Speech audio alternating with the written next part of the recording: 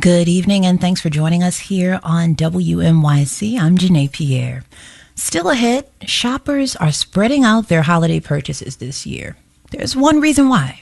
This year, consumers have the sense that they'll be more available for more of the time, and they want to be really choiceful and thoughtful about what they're going to get and when they're going to get it. Coming up next on Marketplace, we'll take a look at holiday spending trends and how this year compares to the last. Stick around. That's coming up next right here on WNYC. Support for WNYC comes from Parker Jewish Institute, presenting their Hope and Healing program, which addresses the unique challenges faced by family caregivers of older adults with dementia and a history of trauma. More information at parkerjewishinstitute.org. WNYC, independent journalism in the public interest.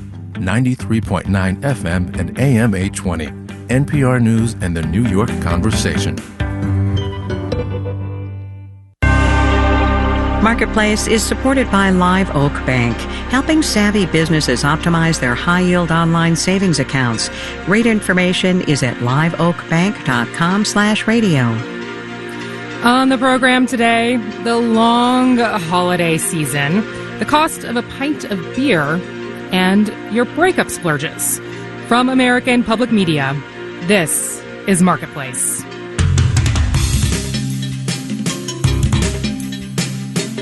Marketplace is supported by Betterment, the automated investing platform that helps make it easy to be invested for the long term. Learn more at betterment.com. Investing involves risk. And by Sendoso, the corporate gifting platform that helps you send personalized gifts, experiences, and swag to customers, prospects, and employees. Learn more at sendoso.com/marketplace.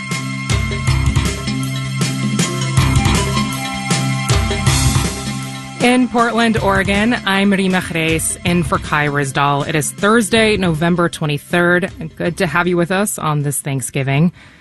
We are entering the official holiday shopping season. But it feels a little strange to say that, because if you've been in any stores recently, or even online, you've probably noticed that the holiday ads, the sales, they've been going on for a while now. A report out this month from McKinsey & Company backs up what we've been seeing. This unofficial holiday shopping season did start earlier than last year's. And odds are, it's gonna last longer. Marketplace's Kimberly Adams explains why. According to McKinsey, shoppers are spreading out their holiday purchases this year, and one reason for that is because we can.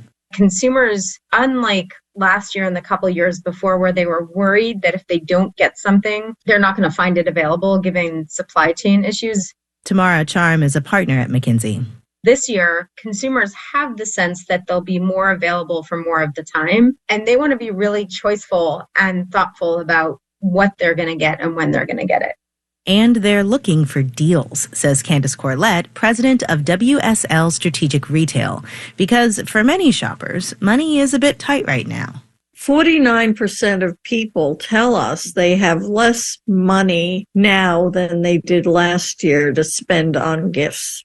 Corlett points out younger consumers who may have otherwise splurged on holiday parties and gifts are back to repaying their student loans. Plus, everyone is dealing with inflation, and so retailers, says Corlett, are asking, how can I be first out of the box and get the money that people have to spend on gifts? The answer? Sales and discounts, early and often, in-store and online. But there's another question. If I'm buying holiday gifts for family in early November because Amazon or Best Buy or Walmart has had some, amazing Black Friday-like deal, has that just substituted purchases that I would have done in December? Chad Lusk is managing director at Alvarez & Marsal Consumer and Retail Group.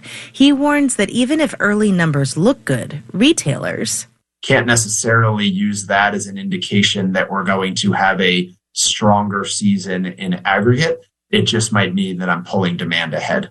Lusk predicts we'll get a better read on what the overall shopping season will look like after Black Friday weekend. In Washington, I'm Kimberly Adams for Marketplace.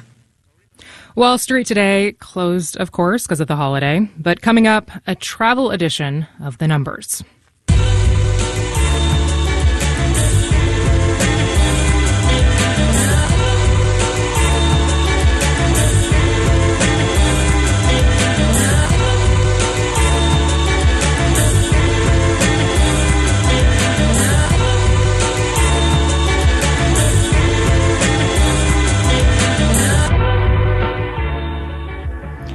As Kimberly just reported, this holiday season feels more like seasons. But do not get me wrong, the sacred retail holiday that is Black Friday still very much matters. Retailers, of course, rely on people flocking to malls and big box stores in a desperate pursuit for the best deals. Meanwhile, other people, especially the younger ones, will show up from the comfort of their home, clicking and dragging their favorite things into online shopping carts. So, question is, which are you? Team Internet or Team Brick and Mortar? Or, as Marketplace's Elizabeth Troval reports, both. Ahead of Black Friday, the cast of the 2004 movie Mean Girls reunited for a Walmart ad campaign. After high school, Gretchen formed her own clique, the Wieners household. In one spot, grown-up mean girl Gretchen Wieners tells her casually dressed daughter, "Oh, sweetie, it's Wednesday. You're wearing sweatpants. I'm online shopping all day. Walmart's Black Friday deals just dropped." This throwback campaign represents Walmart's strong omni-channel retail strategy, says Brittany Steiger at Mattel. Their in-store experience is really consistent. They have a lot of doors throughout the U.S., but they're also putting a lot of effort into online Black Friday deals. Because the lines between in-store and online are blurring. Retailers and brands are increasingly looking to omni-channel as a more cohesive whole rather than a separate and distinct in-store and online shopping experience. It's not in-store versus online. It's in-store and online and something in between. Claire Tassin is an analyst with Morning Consult. This year, I'm noticing a pretty large uptick, honestly, in the number of people who are using buy online, pick up in store, buy online, pick up curbside. Tassin says at the same time, retailers are trying to get people back into physical aisles, pushing the whole sparkly holiday experience because in store, people are going to impulse buy more items, small items that you're like, oh, let me just add this into my cart. But with cyber shopping, you can have lots of virtual carts open, and price is king. Morningstar analyst David Schwartz. With online shopping, price transparency is easier than ever before. He says while the pandemic accelerated e-commerce, some retailers still have that special sauce for getting customers to show up in person. Ulta, Dick's Sporting Goods, and Five Below. You see a lot of teenagers that they just like to hang out there and buy candy and their weird stuff they sell in Five Below. But he says the bottom line is that for retailers, it's not so much where people shop as it is, are you selling what they want to buy? I'm Elizabeth Troval for Marketplace.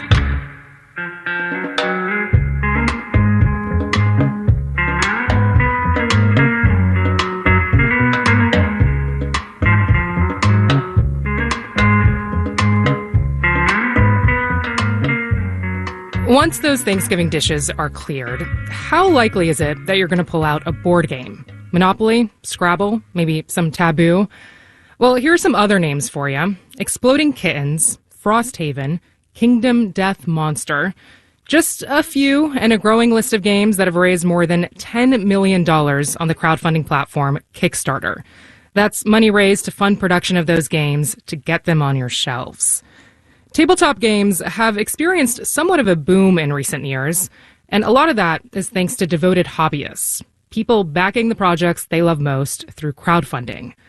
Marketplace's Maria Hollenhorst went to a Kickstarter launch party and brought us this story. Releasing a board game takes people.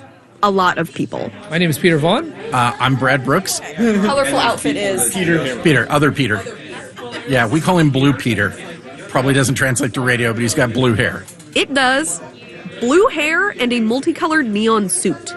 I like colors, and it's the launch day of my Kickstarter, so I thought I would dress up. This is my co-designer, Alex. He's designed Critter Kitchen. This is just part of the team behind Critter Kitchen. That's critters in a kitchen. The game involves gathering ingredients for meals by moving around little zoo chef tokens. There are characters with punny animal-themed names like Martha Stewart and Bobcat Flay.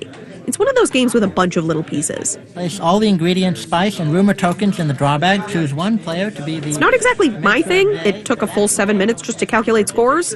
I doubled this to 8, so that would be 16, right? But the 24 people that came out tonight seem to be having a good time. It's end of game scoring. That's just how it always is. It's like ASMR for nerds. 9, 12. His words, not mine. We're in the back of a store called Geeky Tees and Games. They sell board games, but also fandom-themed loose-leaf tees. Some of my favorites are Dead Poolong, House Tigarian, The Brew is Out There. Eric Eichmeyer is one of Geeky Tees co-owners and said the store's backed around 200 Kickstarter campaigns, plus a few more on competing crowdfunding platforms. It's an opportunity to have deluxeified copies of games, exclusive promos, things of that nature. Since Kickstarter became a thing a decade ago, with a mission of, quote, bringing creative projects to life, around 40,000 game projects have been funded through the platform. And as a retailer, Eichmeyer said he's more likely to put money behind games from established creators. I do think that there is space for new creators to successfully crowdfund. That said, it's a lot harder for them to rise above the noise floor because there's large companies who are primarily using Kickstarter as their engine to drive new game sales, as compared to somebody with a dream and a computer, right? Critter Kitchen has raised more than $1 million from 13,000 backers who won't receive the game until December of 2024. The launch campaign was in development for about 8 months before raising a single crowdfunding dollar. We are hiring out freelance graphic designers, artists, modelers, animators, because crowdfunding demands that it looks really good right out of the gate. So all of a sudden we have to animate a trailer and get that done. That's Peter Vaughn, one of the Peters we heard from earlier. He's the co-founder of Cardboard Alchemy, the publishing company behind Critter Kitchen. Cardboard Alchemy spent close to $70,000 to run Facebook and Google ads for Critter Kitchen and design merchandise to entice backers to pledge more money. Because it's a kitchen game, we're making a custom oven mitt with the characters on it. That is modern crowdfunding. And then there are those people with dreams and a computer. I've got a game myself. It's called Fear the Kraken, and it's about building a kraken and sinking boats. That's Alistair Milne. I noticed him standing a bit off to the side of the noisy tables where people were playing Critter Kitchen. He's got a background in fine art and began working on his game, Fear the Kraken, more than 2 decades ago. Are you still developing it? Oh, it's done. Did you release it? No, because I have to do the whole Kickstarter thing, and I know nothing about it. I've been reading books about crowdfunding, and which are overwhelming. So it's a slow process. I asked if, given the landscape, he thought someone like him could still be successful through crowdfunding. Call me in a year. I don't know. A year. Same time that final copies of Critter Kitchen will be out for delivery. I'm Maria Hollenhorst for Marketplace.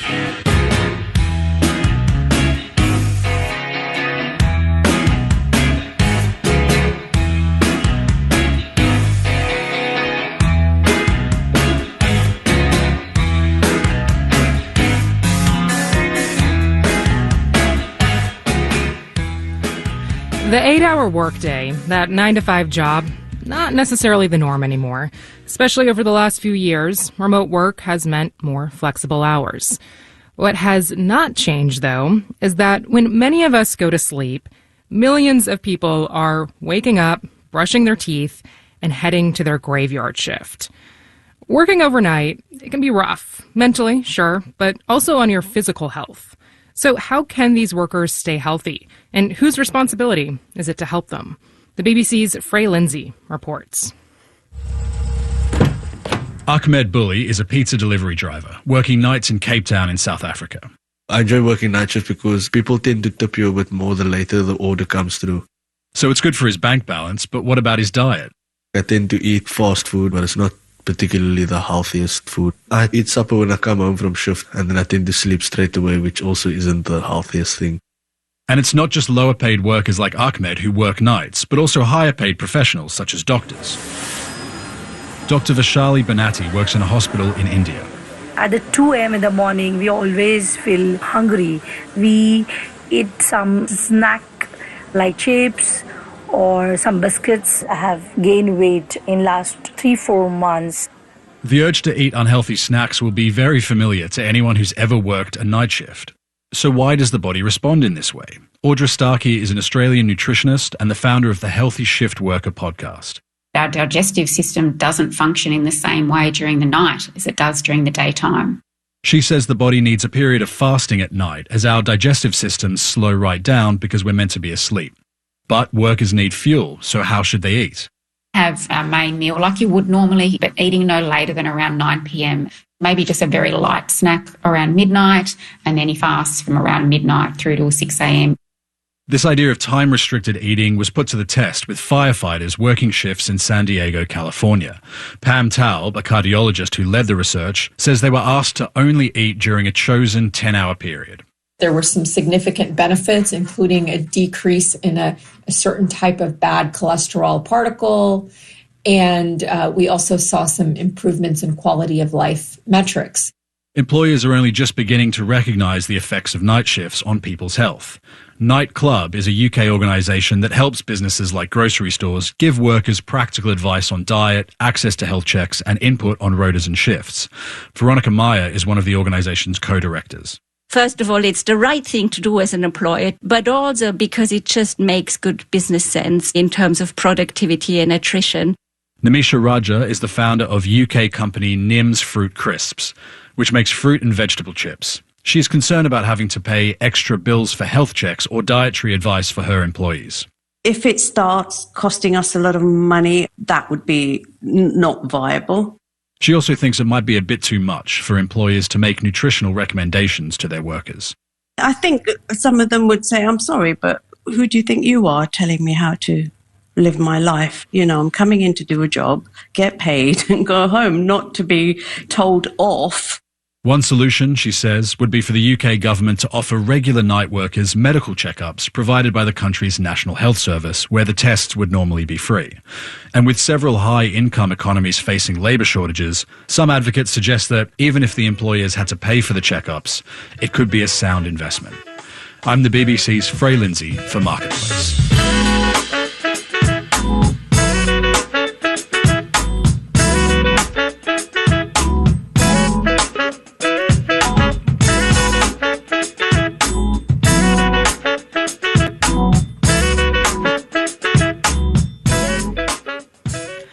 Coming up, a customer's going to walk away if they don't have a great experience. Yeah, I would say that makes a lot of sense. But first, let's do the numbers. Markets were closed for the Thanksgiving holiday. If you left home for the long weekend or are still planning to do that, then you are one of AAA's estimated 55.4 million people taking to the roads and skies between yesterday and Sunday. That would be about 2% higher than last year. Air carriers expect that when all is said and done, they will have carried a record number of passengers over about a 2-week period. And the Transportation Security Administration, TSA, expects to have screened more than 30 million flyers from about November 17th through next Tuesday. If you're coming home with some leftovers, the TSA says you can bring certain foods through your checkpoint, like, say, stuffing and pies.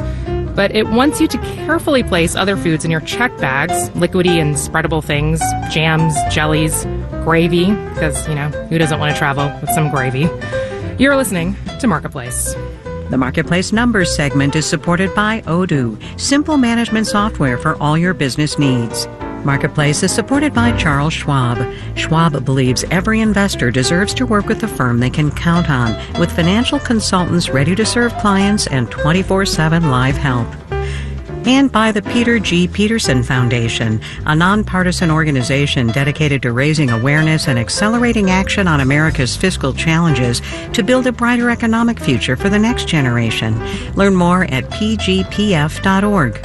And by How We Survive. Climate change is dire, but it does not have to be world-ending. Even though they can feel removed from our daily lives, the solutions are out there. Tune into the latest season.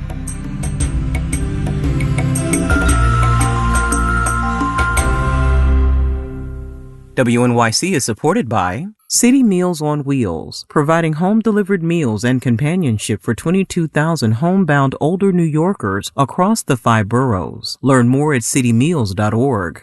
Hey y'all, I'm Rhiannon Giddens, host of Aria Code, and I'm here to spread the gospel of opera. We are all gathered to experience the magic of great human voices, of beautiful staging, and big human drama. We're bringing together singers, experts, and unexpected guests to reveal the complexities of opera and life, one aria at a time. Don't miss the new season of Aria Code. Listen wherever you get podcasts. Good evening and happy Thanksgiving. You're listening to Marketplace right here on WNYC. It's currently 49 degrees. It'll be mostly clear tonight with lows around 40 degrees. On Friday, mostly sunny skies ahead with highs in the upper 40s. This is Marketplace. I'm Rima Reis. When you go through a breakup and you suddenly find yourself single, maybe a little sad, maybe a little relieved, who knows, it can be tough, but it can also be a reset, a way to get to know yourself a little better, figure out who you want to be moving forward. And your bank statements might actually paint that picture for you. For the Marketplace podcast I host, This is Uncomfortable, we asked our listeners, what things did you buy after a breakup to help you cope?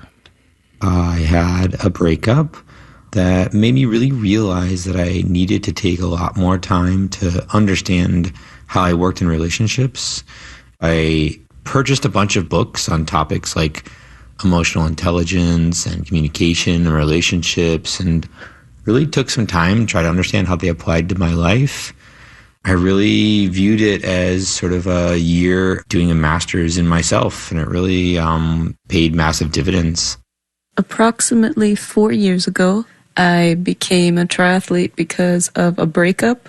I would be shocked if I'd spent less than 20 grand on this, quote, hobby.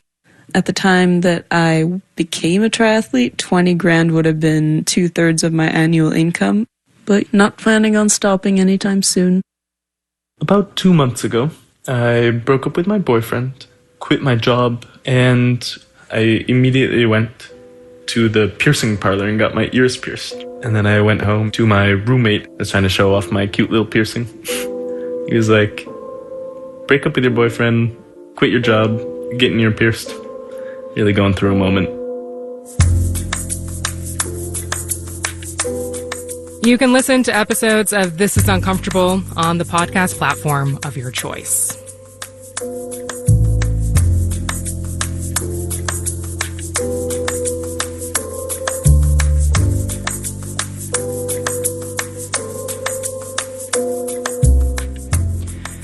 We started the show with consumer spending, and we're going to continue with that theme. We all notice when prices change, like when your favorite cereal costs a little more, or when you're suddenly shelling a couple $100 more on a plane ticket back home. It's annoying, but you kind of expect it. It seems people in the UK, though, well, they have their limits, particularly when it comes to a good old-fashioned pint of beer. The BBC's Elizabeth Hodson explains. Going for a pint of beer at the pub is an integral part of British culture. The local. Home of the pint. A British institution. Our culture, our identity, the life of the village, the heart of the town, the soul of the country. That was an advert from Britain's Beer Alliance, which represents pubs and breweries. The average cost of a pint in the UK is $7.30, according to comparison platform Finder.com. And that compares to $4.75 in the US, based on Frommer's travel website. When the UK's biggest pub company, the Stonegate Group, announced in September that it was going to put the price up by the equivalent of 25 cents at busy times, it didn't go down very well with regular pub goers like Sarah Johnson and Mitch Evans from Bristol in southwest England. Don't think I'd pay any more because it's too expensive already. If you were there maybe 8, 9 o'clock on a Friday night and you're paying a premium, I think that wouldn't go down particularly well. The Stonegate Group says it's been forced to increase prices at 800 of its 4,000 pubs to cover the cost of extra bar staff and bouncers. The company wouldn't agree to an interview, but in a statement it told us it offered a range of promotions and discounts on food and drink products at different times on different days throughout the week. Jane Pendlebury, the CEO of HOSPA, the Hospitality Industry Trade Body, says all pubs are struggling to offset rising energy and food and drink prices and are also having to offer higher wages to attract staff in a tight labour market. She says the UK media haven't helped by calling the price hike the start of the unhappy hour. If they had said they're going to reduce the cost of pints in low demand periods, that would have been applauded and welcomed. It's just that it's been set as the price is going to increase during busy periods. Kath Brands from the pricing platform Flint Fox says that before introducing dynamic pricing, which means charging prices to reflect demand, pubs need to think carefully about the risks. You know when people are drinking more, when they are willing to pay more. And you also know when your competitors are charging more than you as well. You almost need to figure out where your elasticity lies. She says businesses need to know their limits. A customer is going to walk away if they don't have a great experience. John Pybus is the landlord of the Bluebell pub in the city of York, which isn't owned by the Stonegate Group. He says dynamic pricing wouldn't work for his business. I know if my regular customers were sat in the pub and I'd been charging £4.20 for a pint, and then 20 people walked in, and now I'm saying it's £4.50 a pint, those regular customers are not going to be happy. One establishment in London's East End has taken a different approach: discounting. At Coupette, drinkers can test out experimental cocktails for $8 every Sunday. That's half the regular price. Barman David Latito says it's a good way of attracting new customers. A lot of times, people, if they like the venue, they like the vibe and everything, they're going to stay also for like 2 more drinks. Yeah. He says they often return on another occasion and pay the full price for cocktails. But Jane Pendlebury from the Hospitality Industry Trade Body, HOSPA, thinks a lot of pubs will soon have to follow Stonegate in charging more for drinks. Perhaps they'll just increase their prices across the board and then give discounts during quieter periods. That way, even though it'll still be painful for drinkers, it won't be quite so obvious. I'm the BBC's Elizabeth Hotson for Marketplace.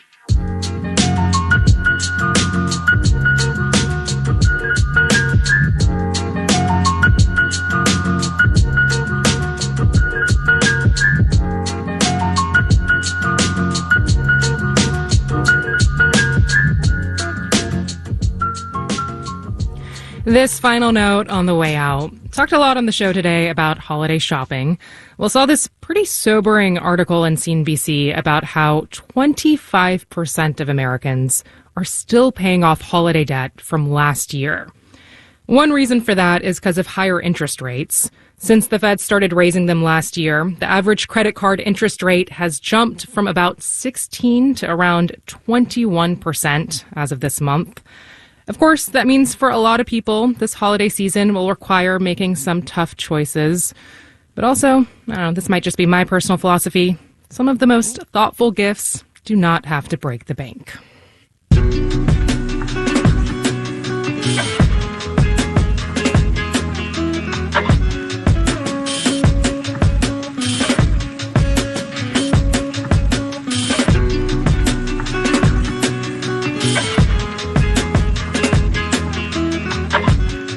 Marketplace is supported by Viking, exploring the world in comfort. Viking offers a small ship experience with cultural enrichment and destination-focused dining. More at Viking.com.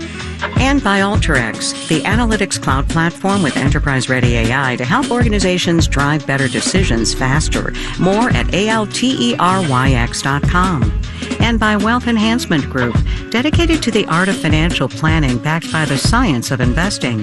WealthEnhancement.com. All right, before we go, here is your moment of economic context, a little holiday treat, if you will. Gas prices seem to be dropping. The national average for the price of gas, according to AAA, is now down to $3.26. In August, that number was $3.87. Now, of course, it's different everywhere. If you gas up in Kansas, you'll be paying closer to $2.97. By the time you get to Phoenix, the same gallon will run you about $3.56. And just one state to the west, in California, you'll be paying $4.92. John Buckley, John Gordon, Rick Carr, Diantha Parker, Amanda Peacher, and Stephanie Seek are the Marketplace editing staff. Amir Babawi is the managing editor. I'm Rima Reis. We'll catch you tomorrow.